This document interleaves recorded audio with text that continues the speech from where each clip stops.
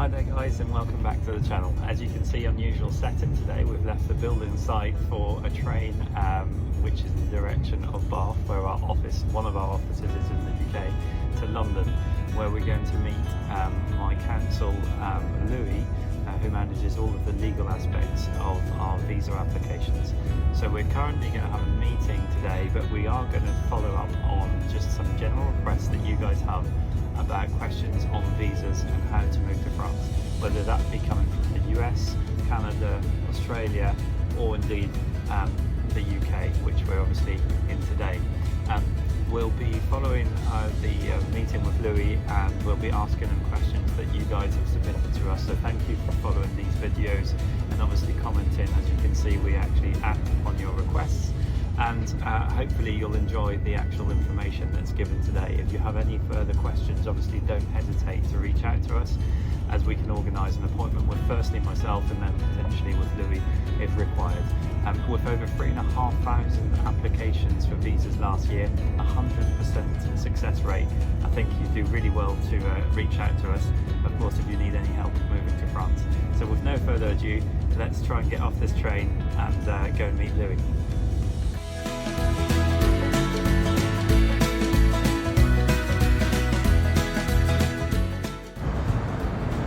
Guys, and welcome back.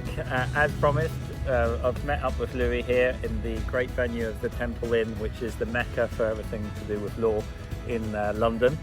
On the request from you guys, really, that we have this brief introduction to our visa service, which Louis manages with his team based in Paris. So Louis is an Avocado de Paris, which he's also my personal counsel.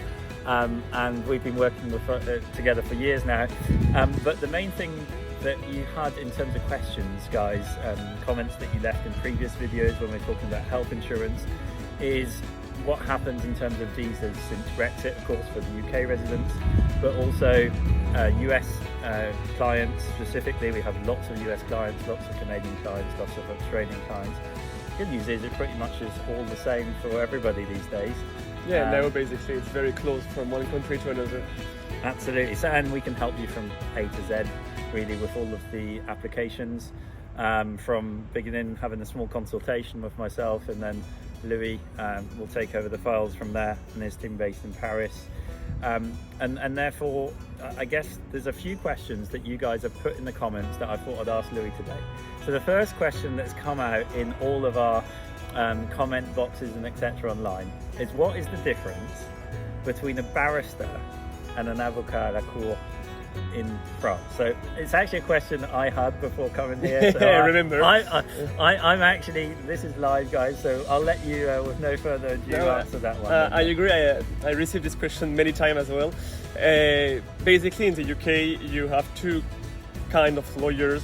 There's the solicitors and the barristers. In the US, you have the attorney at law, and in France, you have the avocat à la cour. So basically, the avocat à la cour has the right to work in law for both barrister and solicitor work in the UK. That's great, Louis. Yeah, that makes perfect sense now. So I guess you do two jobs at one.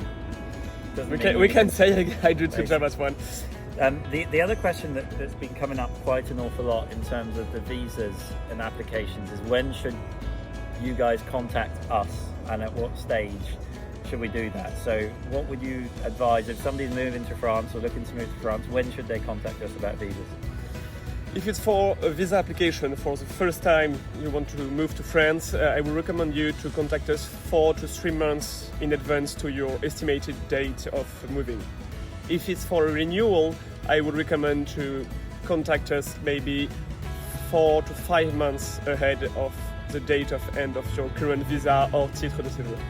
And I think something to make clear for everyone, a question that often comes up, is that the visa application must start in the country of origin. So if you're That's US 100% citizen, correct. it needs that. There's no shortcut in this, guys. If you've been on holiday in France and then want to live in France, then you have to go back to your own country, so to speak, to do the application at the consulate. At the consulate of the country you live in. We'll help you book all of that, of course, and that's included in our services.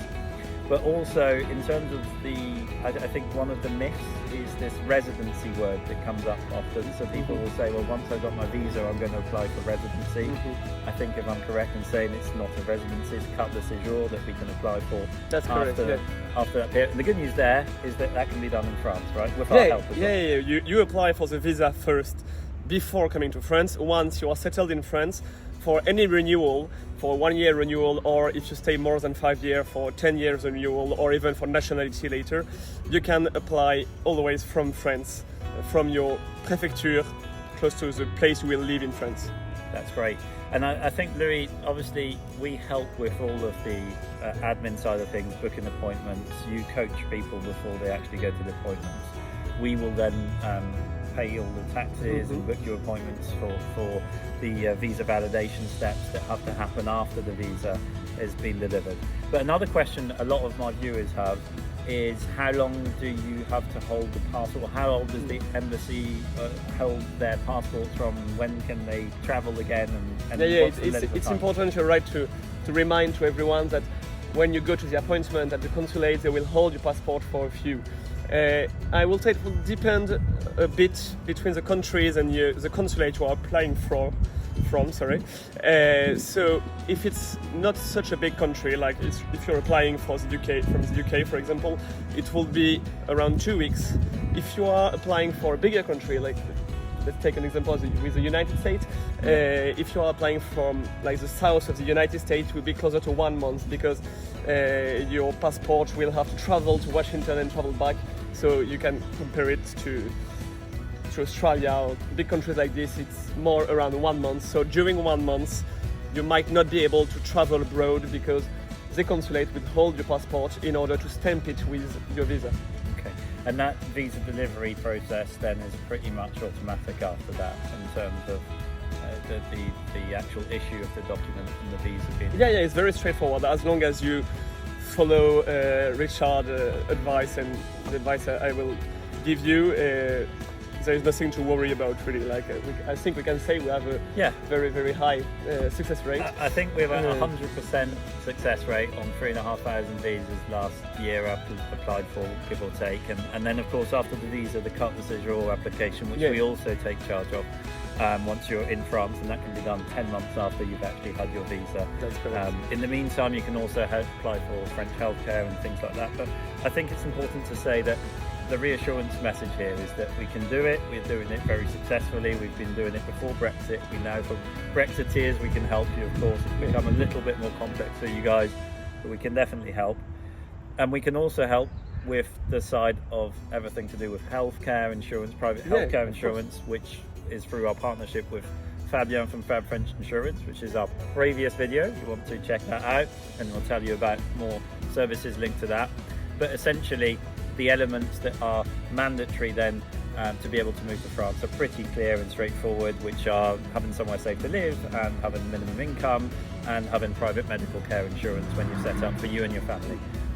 Of course, we go into more detail than that, and we'll give you more detail if you want to book an appointment. There'll be a link in the description below, and of course a comment box if you want to see more videos like this and do obviously have further in-depth questions for Louis and myself. I guess I'm a kind of bush notaire or barrister or avocado, because I have so many of these requests that are linked to my clients, but also to business work that we have in common. Louis also manages all of the legal side of all of our companies, and therefore I think I'm quite privy to an awful lot of information and probably know quite a lot these days about the situations. But as soon as it gets more technical, of course, Louis is the guy that you'll be talking with, and his team in Paris will you already know a lot indeed, but sometimes I'm glad to I'm definitely don't know it all, and of course I think that's why people would use our services, because they want the human approach of myself. It's a simple businessman and somebody that lives in France and has helped an awful lot of people, but behind I have the backing of the law guys in Paris. Really exciting things to come from our partnerships in the future, and we'll obviously try and share more of these videos with you guys, but also please let us know in the comment box below if you've enjoyed the video. Don't forget to like and subscribe, guys. It really helps us do more of these videos. And I think after a hard day's work, we're probably going to go inside and enjoy a beer We really deserve it now. Yeah, we deserve it. The video is now done, and I'll get back on my merry way to Bath in a few minutes. So yeah, thank you again, Louis, Thank you, Richard, for hosting us today. And yeah, we look forward to seeing your comments below, guys, and speak to you all soon.